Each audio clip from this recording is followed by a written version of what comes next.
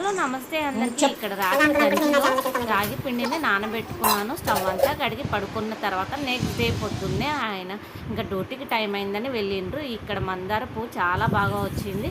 ఇంకా వంట రూమ్లోకి వచ్చి ఒక గిన్నెలో నీళ్ళు పోసి మసలు పెట్టుకున్న. ఆ లోపల దేవుడికి దండం పెట్టుకొని వచ్చి మసులుతున్న నీళ్ళలో రాత్రి గంజిలో నానబెట్టుకున్న రాగి పిండిని వేసుకున్నాను. ఇంకా అది చిక్కబడే లోపల పక్కనే చాయ్ పెట్టుకున్నాను. మా ఆయన మాత్రం డికాషన్ తాగేసి వెళ్ళిండు. డ్యూటీకి టైం అవుతుందని రాగి జావా రెడీ అయిపోయింది. పక్కన పెట్టుకుని కాసేపు ఇంకా టీవీ చూద్దామని చాయ్ పోసుకొని రిలాక్స్ అయినా. ఈరోజు టమాటా కుర్మా వండుదామని కొన్ని టమాటాలు తీసుకున్నాను, కొబ్బరి, కొన్ని పల్లీలు, కొంచెం జీలకర్ర, కొన్ని మెంతులు, నువ్వులు తీసుకున్నాను.